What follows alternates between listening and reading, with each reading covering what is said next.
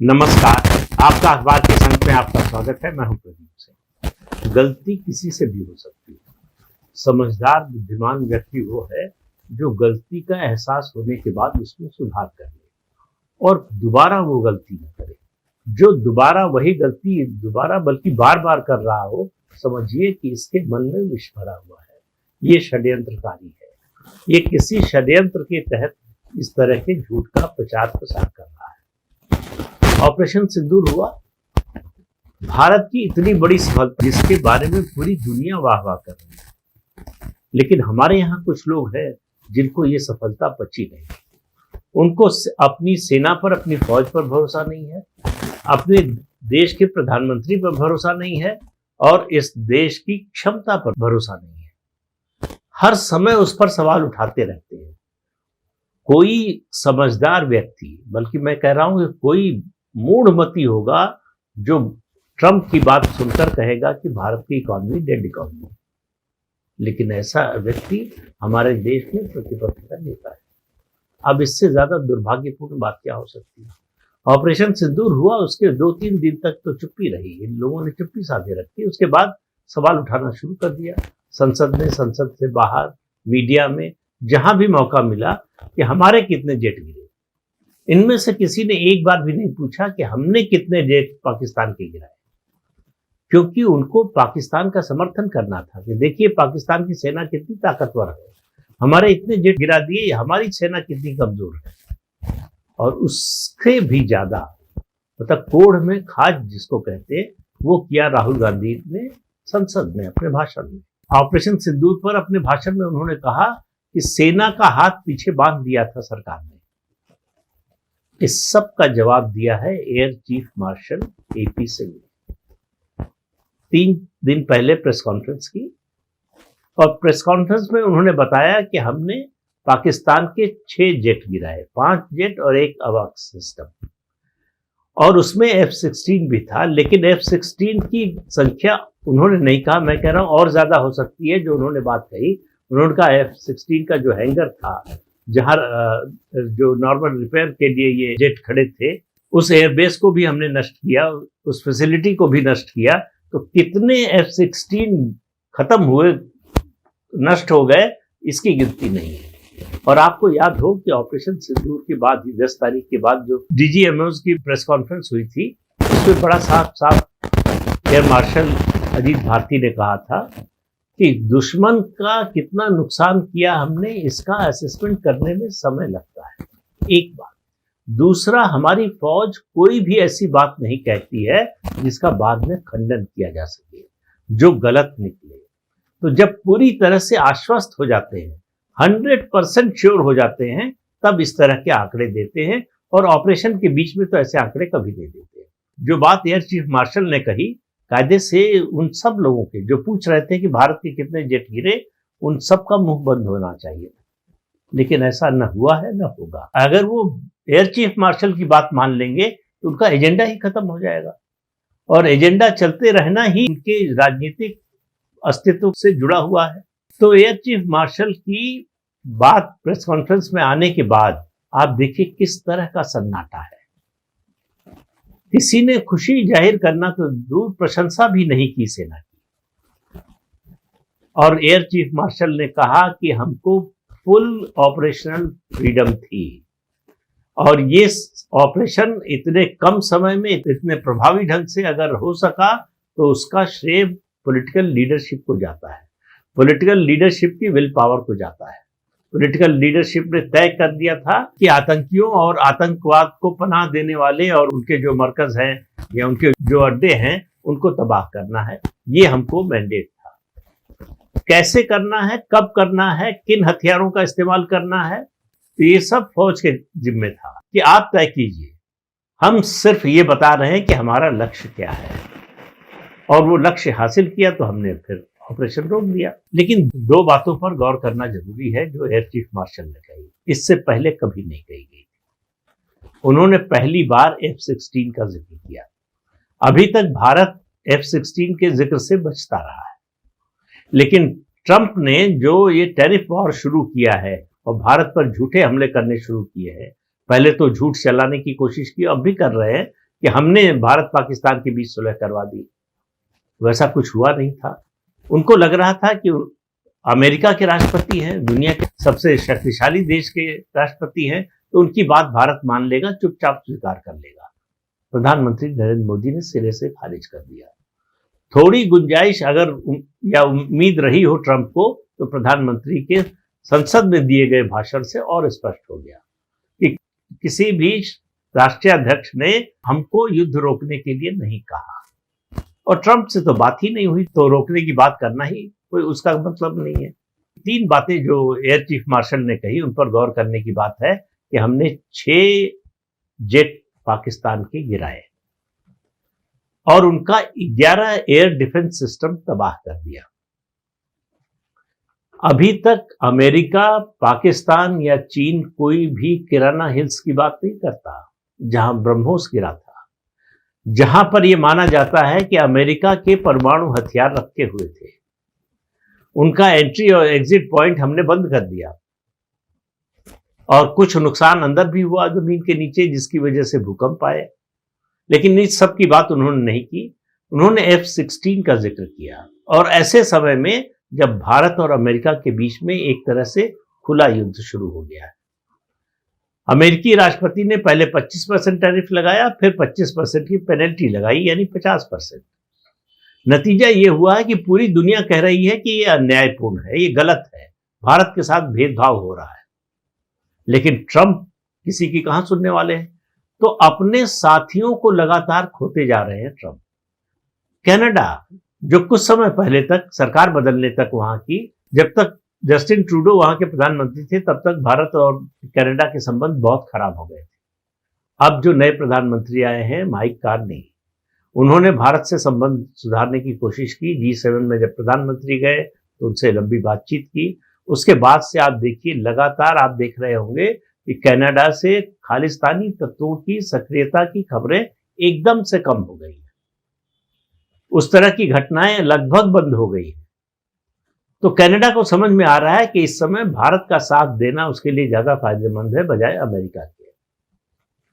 तो अमेरिका हो, चाहे यूरोपियन यूनियन हो, चाहे दूसरे देश हो, चीन हो, रूस हो, सब भारत के पक्ष में बोल रहे हैं कि डोनाल्ड ट्रंप जो ये टैरिफ का खेल खेल रहे हैं, ये बड़ा खतरनाक खेल है। इसका असर पूरी दुनिया पर पड़ेगा और सबसे ज्यादा अमेरिका पर पड़ेगा।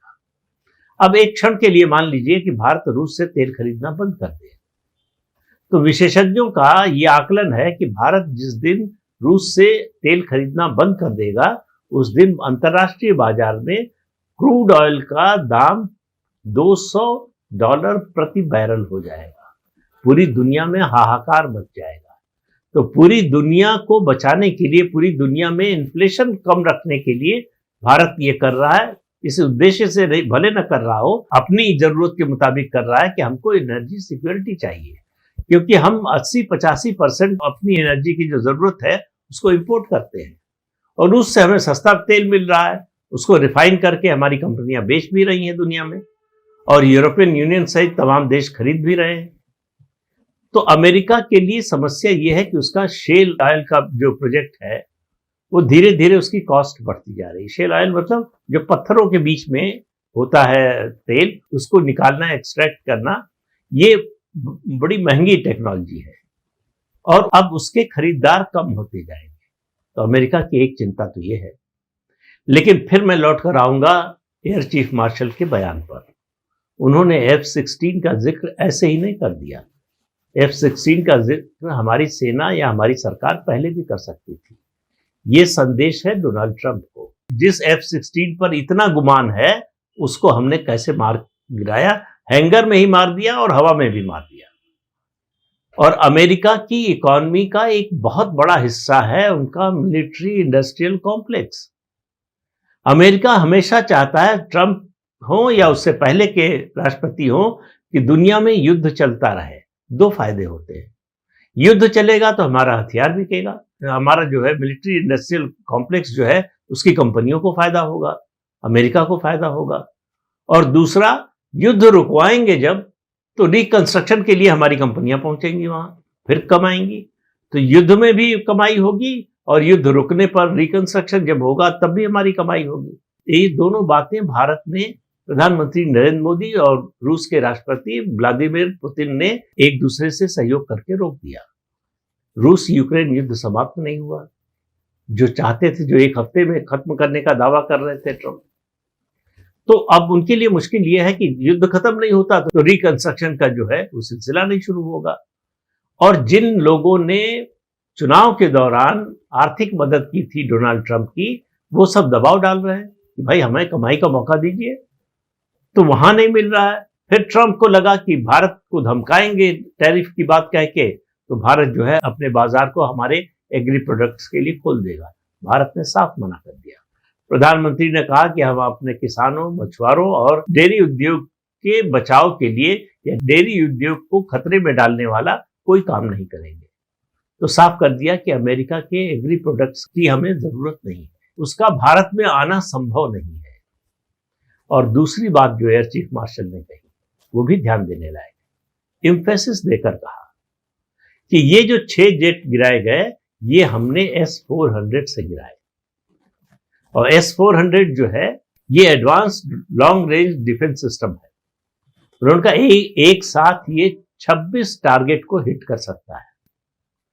और फिर कहा कि ये हमारा सुदर्शन चक्र साबित हुआ, ये गेम चेंजर साबित हुआ।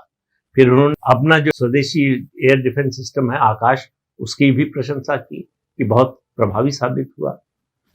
S-400 का जिक्र करने का मतलब फिर ट्रंप को निशाना है, उन्हीं पर निशाना है कि रूस से हमने जो खरीदा था उससे हमने ये कमाल किया। तो रूस से खरीदे हुए हथियार हमारे कितने काम आए, हमारे लिए कितने उपयोगी साबित हुए, ये साबित हो गया। तो डोनाल्ड ट्रंप को 2-3 बातें, 4 बातें, बल्कि 4-5 बातें बहुत स्पष्ट रूप से प्रधानमंत्री नरेंद्र मोदी और उनकी सरकार ने बता दिया है। एक, अमेरिका के एग्री प्रोडक्ट्स के लिए हम भारत का बाजार नहीं खोलेंगे, नहीं खोलेंगे, नहीं खोलेंगे। इस मुद्दे को लेकर भारत WTO में भी जा सकता है और भारत के प्रति इस मुद्दे पर समर्थन दुनिया में लगातार बढ़ रहा है। दूसरी बात, S-400 के जरिए उन्होंने कहा कि भारत और रूस की दोस्ती में कोई कमी नहीं आने वाली। रूस हमारे लिए संकट के समय हर समय संकट मोचक बनकर खड़ा रहता है, इसलिए हमारा रूस पर भरोसा बना हुआ है। तीसरी बात उन्होंने सीधे सीधे नहीं कही, लेकिन भारत सरकार ने स्पष्ट कर दिया है कि भारत रूस से तेल खरीदना जारी रखेगा, बल्कि भारत ने उसकी मात्रा बढ़ा दी है तेल खरीदने की। और उसके अलावा ये मानने से कतई इनकार कर दिया कि डोनाल्ड ट्रंप ने भारत पाकिस्तान के बीच युद्ध रुकवाने की कोशिश की या किसी डील के आश्वासन पर जो है ये युद्ध रुका। तो डोनाल्ड ट्रंप ने अपने को खुद ही एक्सपोज कर लिया। अब वो बहुत बेचैन है। 15 अगस्त को उनकी रूस के राष्ट्रपति व्लादिमीर पुतिन से मुलाकात होने वाली है। रूस ने शर्त रखी है कि जिस 22% हिस्से पर यूक्रेन के उसने कब्जा कर लिया वो नहीं छोड़ेगा। उसके अलावा उसकी बहुत सारी शर्तें हैं। एक, कि यूक्रेन को कभी नेटो में शामिल नहीं किया जाएगा। इस तरह की कई शर्तें उन्होंने रखी हैं कि यूरोप जो है यूक्रेन को लॉन्ग रेंज मिसाइल्स या इस तरह के हथियारों को बनाने में या उनको बेचेगा नहीं। ये सब शर्तें अगर अमेरिका मान लेता है तो ट्रंप की भारी बेइज्जती होने वाली है। दूसरा, ये जो टैरिफ लगाया है 50% भारत पर, उसका असर अभी भारत पर पड़ना तो शुरू नहीं हुआ है। भारत के कुछ उद्योगों पर जरूर पड़ेगा। अमेरिका पर पड़ना शुरू हो गया है। वहां महंगाई बढ़ने लगी है, चीजों के दाम बढ़ने लगे हैं। तो अमेरिका की जनता डोनाल्ड ट्रंप की इस नीति के खिलाफ हो गई है, इस नीति की आलोचना कर रही है। अब कब ये विरोध जो है किसी आंदोलन में या किसी जो है ट्रंप विरोधी बड़े अभियान में बदल जाएगा, कहना मुश्किल है। तो F-16 का जिक्र, S-400 का जिक्र, ये दोनों करके एयर चीफ मार्शल ने बता दिया कि भारत ने क्या हासिल किया और अमेरिका को संदेश दे दिया कि हमारी नीति नहीं बदलने वाली है। लेकिन आप देखिए कि एयर चीफ मार्शल कह रहे हैं कि हमने पाकिस्तान के 6 जेट मार गिराए। किसी विपक्षी नेता ने इसकी प्रशंसा नहीं की। सरकार की तो छोड़ दीजिए, फौज की भी प्रशंसा नहीं की। इतना बड़ा जो है अचीवमेंट है हमारा। और इसके अलावा जो है पूर्व सेनाध्यक्ष VP मलिक ने कहा कि इतना बड़ा और इतना प्रभावी ऑपरेशन इतने कम समय में इससे पहले कभी नहीं हुआ। ये बात जो है विपक्षी दलों के गले के नीचे नहीं उतर रही है, क्योंकि ये सब हो रहा है प्रधानमंत्री नरेंद्र मोदी के नेतृत्व में, उनकी सरकार के रहते हुए। उनको लगता है कि देश और फौज की प्रशंसा करेंगे तो प्रकारांतर से जो है नरेंद्र मोदी की प्रशंसा हो जाएगी, और नरेंद्र मोदी की प्रशंसा विपक्ष कैसे कर सकता है, भले ही उसको झूठ बोलना पड़े। तो कुल मिलाकर एयर चीफ मार्शल की प्रेस कॉन्फ्रेंस में जो बातें कही गई, उससे ऑपरेशन सिंदूर के दौरान भारत ने पाकिस्तान को क्या नुकसान पहुंचाया ये पूरी तरह से स्पष्ट हो गया। और उसके अलावा जो 11 एयरबेस हमने ध्वस्त किए थे, उसके तो सैटेलाइट इमेज हमने दिखा दी, पूरी दुनिया को दिखा दिए। इसीलिए एयर चीफ मार्शल ने कहा कि बड़े दुर्भाग्य की बात है कि बालाकोट एयर स्ट्राइक के समय हमारे अपने लोगों ने ही हम पर विश्वास नहीं, हमारे पास उसके फोटोग्राफ नहीं थे। हमको पूरा डिटेल मालूम था, मतलब वायुसेना को और फौज को मालूम था कि वहां पर कितने आतंकवादी थे, कितने आतंकवादी मारे गए, कितना बड़ा नुकसान हुआ पाकिस्तान का। ये सब सेना बताती रही, लेकिन इस देश का विपक्ष सुनने को तैयार नहीं था। वो सबूत मांग रहा था कि सबूत दिखाइए। सबूत मांगने वाले अब भी कम नहीं हुए हैं और होंगे भी नहीं, क्योंकि सेना का विरोध और देश का विरोध उनका मुख्य एजेंडा है। उस एजेंडे पर असली एटम बम फोड़ा है एयर चीफ मार्शल ने, और उसकी गूंज ऐसी है कि सन्नाटा हो गया है। इन विपक्षी दलों की नेताओं की आवाज बंद हो गई है। उनके पास इसका जवाब देने के लिए कुछ नहीं, क्योंकि कुछ भी बोलेंगे तो वो प्रशंसा होगी, और प्रशंसा करना नहीं चाहते। तो जो रोज पूछते थे कि कितने जेट गिरे हमारे, वो पाकिस्तान के 6 जेट गिरने पर उनको कोई खुशी नहीं है, बल्कि उनके चेहरे पर मातम ही दिखता है। पाकिस्तान का नुकसान हो जाए, चीन का नुकसान हो जाए, ये हमारे विपक्षी दलों के लिए दुख का मौका होता है। और भारत के संसदीय इतिहास में ये पहला विपक्ष है जो अपने देश की उपलब्धि पर खुश नहीं होता, उसमें मीन मेख निकालने की कोशिश करता है, उसमें संदेह पैदा करता है, उसके लिए सबूत मांगता है। तो एयर चीफ मार्शल के इस बयान के बाद, इस कथन के बाद, आम लोगों में जिनके मन में स्वाभाविक रूप से कुछ सवाल हो सकते थे, उन सब सवालों का जवाब मिल गया है कि भारत ने क्या अचीव किया है। और पूरी दुनिया ये मान रही है ये भारत का ये अचीवमेंट बहुत बड़ा है। और इसी बड़े अचीवमेंट से सबसे ज्यादा अगर कोई चिढ़ा हुआ है तो 2 लोग हैं इस दुनिया में। एक का नाम है डोनाल्ड ट्रंप, जो अमेरिका के राष्ट्रपति हैं, दूसरे का नाम है राहुल गांधी, जो लोकसभा में नेता प्रतिपक्ष है। तो इनकी चिढ़ और इनके दुख का कारण आने वाले समय में और बढ़ने वाला है। तो इस अंक में इतना ही। अगले अंक में फिर मिलेंगे किसी नए मुद्दे के साथ। तब तक के लिए अनुमति दीजिए। आपसे अनुरोध है कि चैनल देखिए, शेयर कीजिए, लाइक कीजिए और सब्सक्राइब जरूर कीजिए। नमस्कार।